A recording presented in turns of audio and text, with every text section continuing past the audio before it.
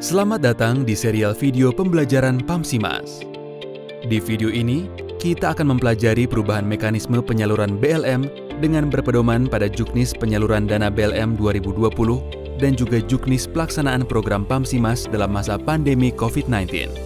Mari kita mulai pembelajaran kita. Tahap penyaluran dana BLM adalah sebagai berikut. Tahap 1 sebesar 40% untuk desa reguler dan 50% untuk desa pasca HKP-HID.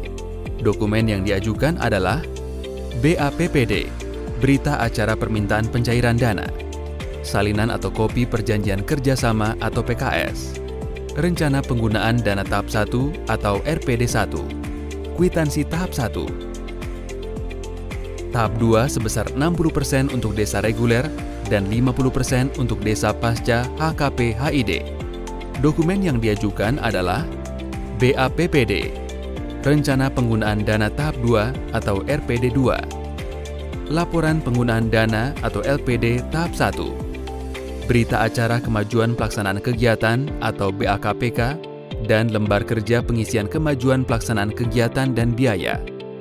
Kwitansi Tahap 2. Kita akan membahas satu persatu format dokumen tersebut di akhir video, kecuali untuk format PKS karena sudah dibahas di materi sebelumnya. Alur pencairan dana BLM adalah sebagai berikut.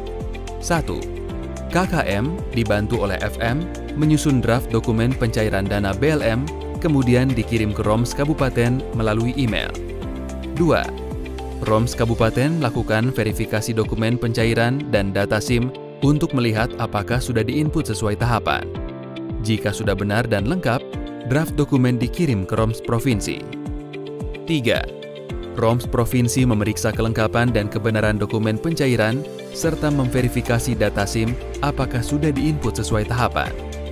Jika sudah benar dan lengkap, maka dinyatakan dokumen sudah bisa dicetak.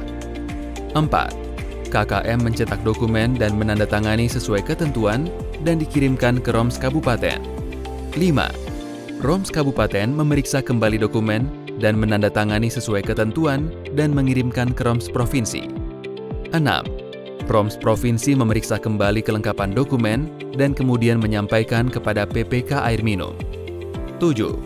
PPK Air Minum melakukan pengujian administrasi dokumen pencairan dana BLM yang diajukan oleh KKM. Sebelum memproses pencairan dana BLM, PPK Air Minum akan memastikan bahwa A. Pada pengajuan tahap 1, modul 1 dan 2 sudah terisi. B. Pada pengajuan dana tahap 2, modul 3 dan 4 sesuai progres telah terisi. Apabila data SIM tersebut belum terisi, PPK Air Minum tidak akan memproses penyaluran dana BLM.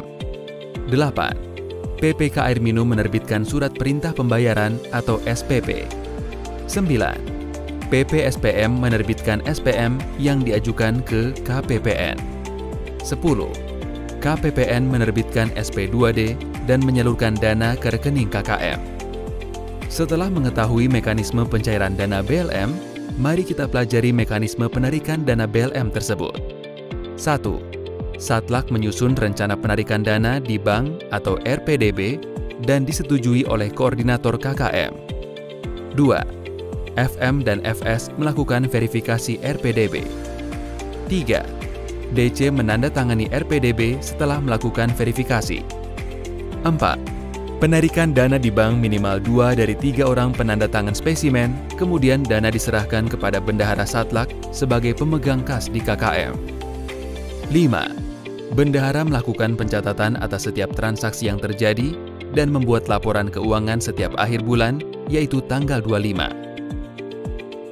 Hal-hal yang harus diperhatikan dalam penarikan dana dari rekening KKM adalah sebagai berikut. 1. Penarikan rekening KKM berdasarkan kebutuhan atau RPDB. 2.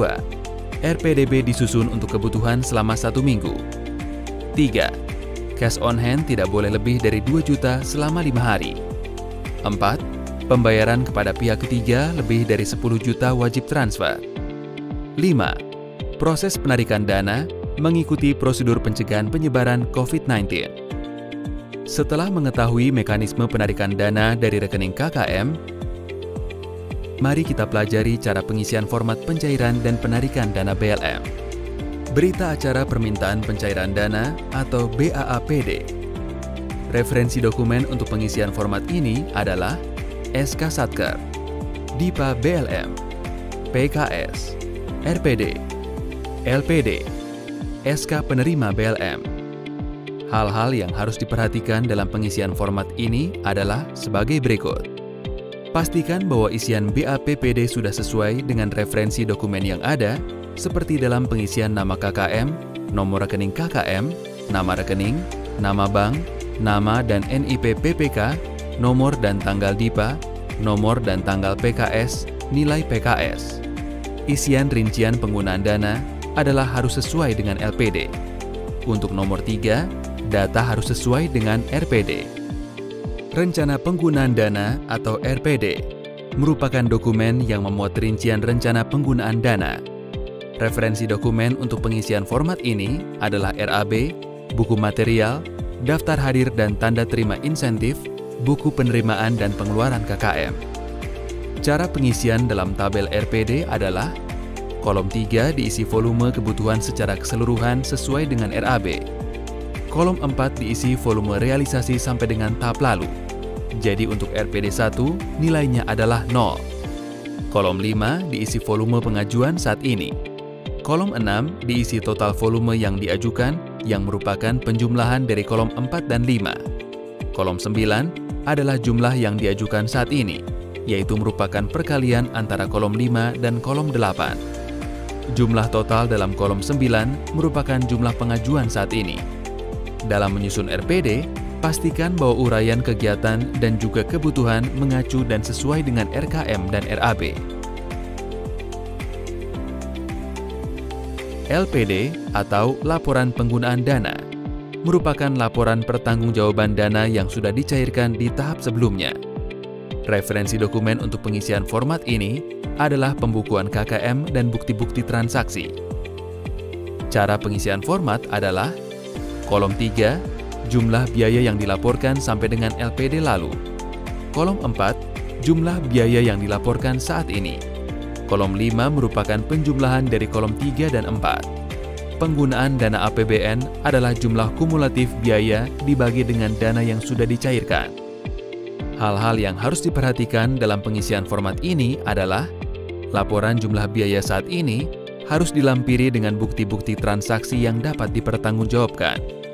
Syarat untuk pengajuan termin kedua adalah jika penggunaan dana minimal sebesar 90% dari dana yang sudah dicairkan. Kwitansi adalah bukti tanda terima uang dari PPK kepada KKM. Referensi dokumen untuk pengisian format ini adalah DIPA untuk isian kode Satker MAK, RPD memastikan nilai kwitansi, PKS untuk isian nomor dan tanggal PKS, BAPPD untuk isian nomor dan tanggal BAPPD. Pengisian format kwitansi harus dipastikan sesuai dengan referensi dokumen tersebut. Berita acara kemajuan pelaksanaan kegiatan atau BAKPK adalah laporan progres fisik dan biaya yang dibuat oleh KKM bersama FM, CD, dan FM WSS. Referensi dokumen untuk pengisian format ini adalah lembar kerja pengisian laporan kemajuan kegiatan dan biaya, laporan penggunaan dana atau LPD. Hal-hal yang perlu diperhatikan dalam pengisian format ini adalah pastikan isian kemajuan pelaksanaan sesuai dengan lembar kerja pengisian laporan kemajuan kegiatan dan biaya, di mana untuk desa reguler minimal 30% dan desa pasca minimal 40%. Pastikan nilai jumlah pengeluaran sesuai yang dilaporkan dalam dokumen LPD.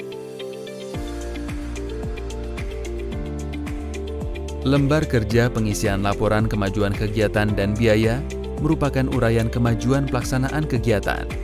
Referensi dokumen yang dibutuhkan untuk mengisi format ini adalah RAB, buku penerimaan dan pengeluaran KKM, buku in-cash, buku in-kind, daftar hadir dan tanda terima insentif atau in-kind, foto-foto kegiatan, format realisasi kegiatan RKM dan biaya. Cara pengisian format. Target bobot adalah biaya per masing-masing kegiatan dibagi dengan total biaya dalam RAB. Kegiatan tertimbang adalah bobot dikalikan dengan realisasi kegiatan. Jumlah tertimbang pada bagian bawah kolom 7 merupakan syarat pengajuan tahap 2 apabila sudah mencapai 30% untuk desa reguler dan 40% untuk desa pasca.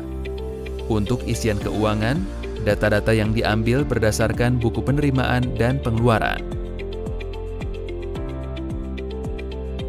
RPDB merupakan rencana penarikan dana di bank yang dibuat oleh Satlak. RPDB menjadi syarat ketika KKM bersama Satlak akan menarik dana di bank. Referensi dokumen untuk pengisian format ini adalah RAB dan rencana kegiatan, kurva S. Cara pengisian kolom-kolom dalam RPDB sama dengan pengisian RPD. Hal-hal yang harus diperhatikan oleh FM dan FS dalam melakukan pemeriksaan RPDB adalah sebagai berikut. Kesiapan KKM dan Satlak dalam pelaksanaan kegiatan, seperti lahan yang akan dibangun, kesiapan supplier, tenaga kerja, dan lain-lain, sehingga ketika dana sudah ditarik, maka akan bisa langsung dibelanjakan. Perkiraan waktu untuk menggunakan dana tersebut. RPDB dibuat sesuai dengan kebutuhan untuk kurang lebih 1 minggu. Hal ini dimaksudkan agar dana tidak mengendap terlalu lama di tangan bendahara, sehingga mengurangi risiko dari sisi keamanan maupun dari sisi peluang terjadinya penyimpangan dana. Pastikan bahwa sebelum mengajukan RPDB, dana yang digunakan sebelumnya telah teradministrasikan dengan baik dan digunakan sesuai dengan ketentuan. Usahakan transaksi keuangan dengan cara transfer atau langsung setor tunai ke pihak supplier atau toko material yang sebelumnya telah dilakukan kesepakatan bersama dengan KKM atau Satlak, sehingga uang tunai yang dibawa oleh bendahara tidak terlalu banyak. Demikian pembahasan video pembelajaran kita kali ini. Sampai bertemu di video pembelajaran lainnya.